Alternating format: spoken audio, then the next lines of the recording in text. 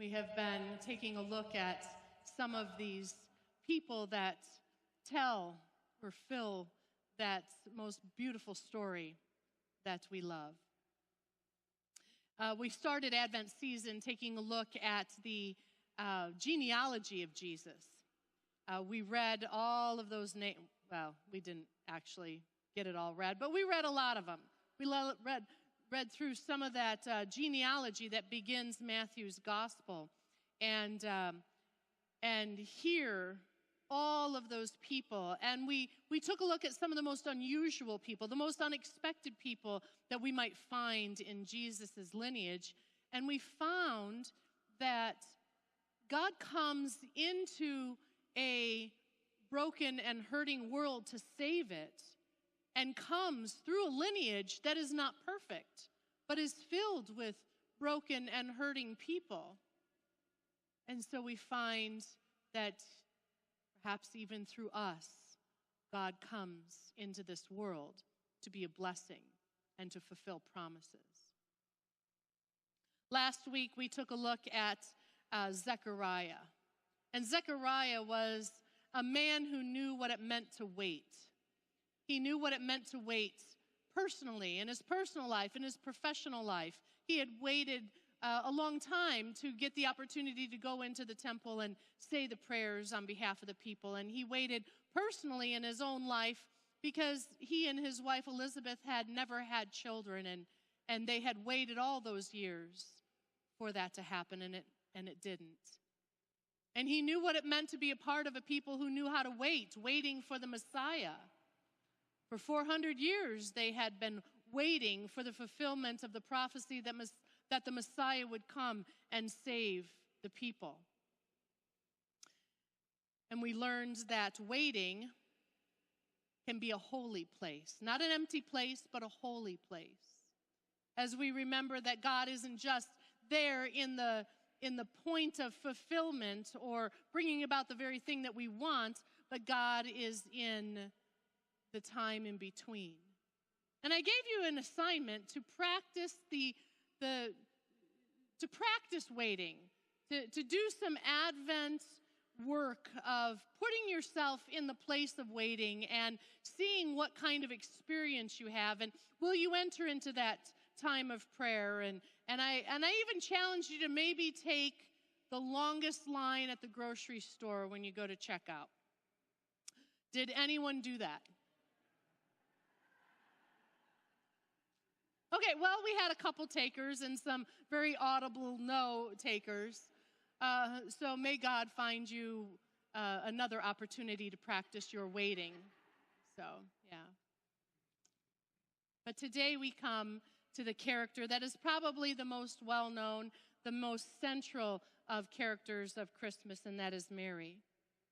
And this nativity, I know you probably can't see it, but she's like this. What's that? Yes. And she's a lot of times depicted in our nativity scenes as just pristine. She's depicted as perhaps quiet, submissive, like someone who's not going to ruffle feathers, perhaps. That she is sitting here ever so beautifully.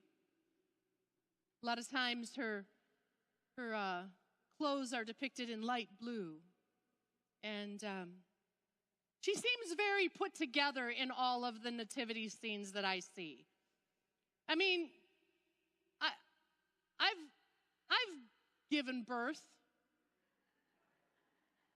And I gotta say, you're not put together after that, unless you are the Princess of England, you know. But she's got a team that can make her feel put together and whatnot. But, you know, she's always depicted as very put together after having given birth in a stable, maybe around some animals, after having taken a long and arduous trek from Nazareth to Bethlehem. And I wonder if that's the most perfect depiction of Mary. I think it's nice, but I think that portrayal might sell her a little short, because I think we can miss the fierceness of Mary's faith, the depth of it. I think that she is someone who would be like standing her ground in faith, never wavering in her faith. Strong, one to speak up. And here in the portrayal and the nativity scenes, she's always with her earthly protector, Joseph. And we might end up missing just a few details if we just focus on this little scene. And so I would like for us to ponder a couple of things, 3 things that her story brings to us. The first thing is that Mary's yes was risky business. It was risky business. Her faith met the risk that was being asked of her. The next thing is for us to ponder is God's way, God's modus operandi, how God operates in all of this, God's choices, that God chooses to enter this world through unlikely and risky paths. And then I want us to ponder a little bit about what spiritual joy really is. That even before Mary's uncertainty can be resolved, Mary experiences joy. So let's start, first of all, with Mary's yes as very risky business. We find in both Luke and Matthew's Gospels that Mary is a young woman who is betrothed. We might liken it to being engaged, but it is more than engagement. Engagement is a personal choice that is made in our culture by both the two people, the husband and wife, the man, the engagement is a personal choice to enter into this marriage. Betrothal wasn't necessarily always a personal choice. Mary may not have had a choice in it. It may have been arranged that she marry this man, Joseph. It may have been arranged between her father and Joseph, or her father and Joseph's father. It was in some ways familial alliances. It built up social alliances. It built up economic alliances. And when there was this arrangement made and the betrothal done, it was a legally binding contract. So different than our engagements that we have nowadays. An engagement nowadays isn't legally binding. There's no legal recourse that anyone can take in an engagement if it is broken off. But a betrothal there is. And when people are betrothed, there are some certain things that need to be assumed and adhered to. That they are betrothed for a season, maybe a year. And during that year, it is a season of preparation. Maybe a house is built for them to live in, to prepare them to live in it. Maybe there is an occupation that is solidified, an apprenticeship or something like that for them to be able to make a living. And in that time of preparation, there is not a living together situation. Even though they are legally bound, the woman still lives in her father's house that whole time, and they are, while legally bound together, they are to refrain from coming together in the way that leads to children. Okay? So, those are the expectations of betrothal. Mary is betrothed to Joseph, living into all those expectations fully. And it is in that time of between betrothal and wedding that Mary is visited by an angel who says, "Hail, favored one, the Lord is with you." She's still living in her family home when the angel Gabriel came, giving her that news that she's been selected by God. And Mary understands that what is being asked of her, what is being presented to her, that she would bear a holy child. She understands that this isn't about her and Joseph's union, that this isn't about her and Joseph's offspring. And the angel confirms that and says, no, it's not between you and a man. This is between you and God. This offspring will be called the offspring of the Holy One. And Mary says yes. Mary says yes. In the New International Version that we heard read, she says, "May your word to me be fulfilled." In the New Revised Standard Version, it's a little bit more flowery. She says, "Here am I, the servant of the Lord. Let it be with me according to your will." She says yes, even though the risks haven't been ironed out. And there were risks. There were risks. She said yes with no assurance of how the people in her life would receive the news.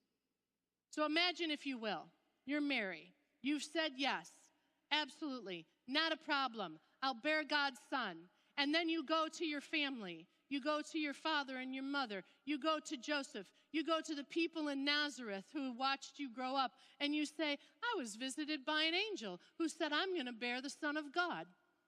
And that's how I became pregnant." My guess is the skepticism factor was pretty high. My guess is that they were all probably thinking, "Yeah, that's a nice story, Mary." But she says yes with no assurance of how people are going to receive that. She has no assurance of who would believe her. She has no assurance if her family would keep her or disown her, and her having to turn to the world's oldest profession. She has no assurance about what the people of Nazareth would think of her. She has no assurance of what Joseph would do, whether he would stay with her and marry her or whether he would divorce her. Mary's yes, as a matter of fact, either way would bring hardship and shame to Joseph. If he stayed married to her, people would go, "Sure, Joseph, sure." And if he divorced her, well, that carries its own weight of shame and guilt, perhaps.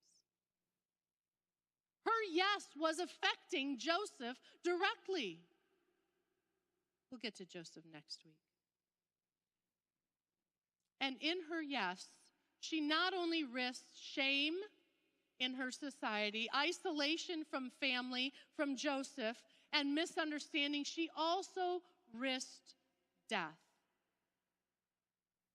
Because in Deuteronomy, that contains some of the laws of God, it says this: "If no proof of the young woman's virginity can be found," and once you start showing, it's proof of no virginity there, right? "She shall be brought to the door of her father's house, and there the men of her town shall stone her to death." Next slide.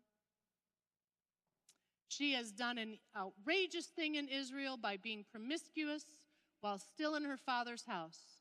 You must purge the evil from among you." And yet Mary said yes. Maybe it leaves us to wonder, was she faithful or was she foolish? Pristine, quiet, contemplative Mary, always pulled together Mary, we find, knows more more than any of us know about what it means to place your life fully in the hands of God. Mary knows that better than any of us. Without any guarantees, moving forward with that. Who takes that kind of risk without any kind of assurance of how it's going to work out? And what kind of God sets forth that kind of plan? Which brings us to the second thing for us to ponder about God. That God seems to make a plan that would easily get thwarted by human activity. She could have been shunned from her home. She could have been divorced by Joseph. She could have been stoned in the city streets right outside her family's house. Why does God set things up like that? What is God doing there? Why doesn't God take a path that makes a little bit more sense, that doesn't seem to put the plan at risk? For instance, if God is going to bring the King of Kings into this world, why not start with one of the earthly kings that are already here? Herod's already in power. Herod and all of his family, they've already got, a palace, and they've got all the taxes, and they've got all this political sway in the land. Why not start there? Why not let God's Son, the King of Kings, be born through an established name in the land? Why not pick one of the religious elites that God would choose to work through? Why doesn't God work through any of the families of the Pharisees or the Sadducees or one of the chief priests throughout the years? Why doesn't God pick the religious, the deeply religious, established people? And yet God picks the most socially powerless person at the time. The most socially powerless person.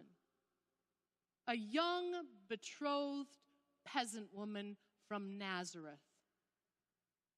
This is who God picks. Why doesn't God take the most assured path to success and keeping his plan from becoming thwarted by human activity? Well, I'm not quite sure I can answer that question. Maybe above my pay grade.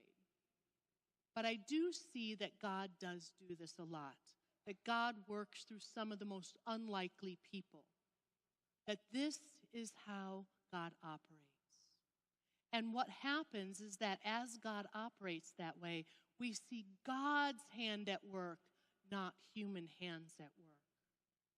When God picks the most unlikely path, the unlikely people, we see God, not human activity. And the history is replete with examples. We see this in Joseph. Joseph is one of the youngest sons of Israel, also known as Jacob. And he's the son, that has a few special talents, and he's kind of daddy's favorite, and he gets the special gifts, and he goes, like, look what dad gave me, at Christmas time. Look at what dad gave me. And his brothers burned with envy, and they got rid of him. And they sold him into slavery in Egypt. And there in Egypt, Joseph found himself in prison. It's a pretty disenfranchised person that God chose to work through, and yet God did. God chose to work through Joseph to save Egypt and then save his own family that had disowned him. Moses is another example. Moses, who had been raised in Pharaoh's own home, and yet in a moment of passion, if you will, he when he sees an Egyptian taskmaster kill a Hebrew slave, he goes out and he kills that Egyptian taskmaster, and then he runs for his life. And God says to Moses, why don't you go back to Egypt and tell Pharaoh to let my people go? Like go back to your adopted dad and let my people go. It's the most unlikely person that God could pick. Deborah, she is a woman judge in a time when that is just absolutely not heard of. And she not only is the judge over the land, and people go to her, but they follow her into battle. And God gives success through a woman. Hannah. Hannah is one of 2 wives, and she's the one that can't have any children. The one who's barren, and yet God shows up in Hannah's life and brings about a son who becomes the prophet Samuel, who in time anoints a little shepherd boy, the youngest of Jesse's sons. He's not tall. He's not the oldest. He's the one that they forgot about, who was still out in the field taking care of the sheep. And when Samuel said to Jesse, don't you have another son? And he's like, well, yeah, but he's just a kid out there. No, bring him here. And he's anointed to be the next king over Israel, the shepherd boy. God has this way of picking some of the most unlikely people so that we don't get confused that it is God at work and not us at work. And then God selected Mary so that we can be sure that this is God at work through Mary. It makes me wonder sometimes, are we looking for God in some of the wrong places in our day and age? If we're looking perhaps within the walls of power to bring about justice in the world, we might be looking in the wrong place. We might need to be looking more to the streets and in the food pantries to find God at work, bringing justice and healing in the world. If we're looking for pristine depictions of faithfulness to inspire us, the Instagram feeds or something like that of, this is my prayer life, and I do it perfectly. I rise at 5 o'clock every day, and I do this and this and this. And before I do, I put on my Christian hoodie, or something. I don't know. Perhaps we should be instead looking to the people and places where life is messy and where trusting and hoping in God is daily business. Those are the places where something new is born, which is joy. And friends, I am here to say that joy is real. Joy is real.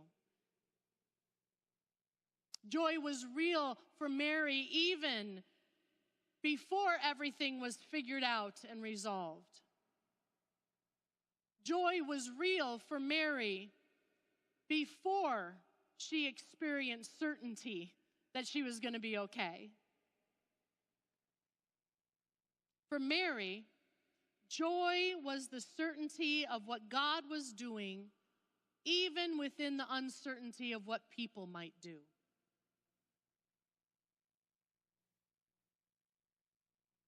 And she proclaims the glory of God in the midst of that. Later on in the chapter 1 of Luke, after Mary visits her cousin Elizabeth, who is pregnant with John the Baptist, she says, "My soul glorifies the Lord, and my spirit rejoices in God my Savior. For he has been mindful of the humble state of his servant. From now on, all generations will call me blessed, for the Mighty One has done great things for me, and holy is his name." She sings that before Joseph knows and says, "It's okay, I'll stay married to you." She sings that before her parents know She sings that before the people of Nazareth know. She sings that even in the midst of uncertainty. She is certain. And her joy is complete, and she rejoices because she knows that God is at work. And she is glad. For Mary, joy declares he has. Joy declares he has. Mary has an absolute trust in what God would accomplish even before it is done. As the Magnificat, it's called, this Song of Mary, it continues. It says, let's put that up on the screen. He has performed mighty deeds with his arm. He has scattered those who are proud in their inmost thoughts. He has brought down rulers from their thrones, but has filled up the humble, lifted up the humble. He has filled the hungry with good things, but has sent the rich away empty. He has. That is a source of joy. And you know what? Mary sings this while King Herod, who would have her son put to death, is still on his throne. She is able to say, he has done this because she believes it's as good as done. He has. Joy declares. God at work in sweet, holy, pristine, always neatly portrayed to us, Mary, without a hair out of place after giving birth in a barn.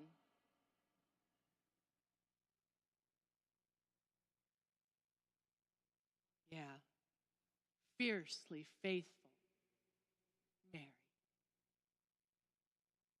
May we know the joy that Mary has of having such profound faith, risk-taking faith in a God who's willing to take risks as well. May we have fierce faith, the fierce faith of the mother of our Lord. I invite you to close your eyes and come into an attitude of prayer. And I'll lead us in this moment of prayer. And I'll give a pause so that you can perhaps utter that prayer yourself.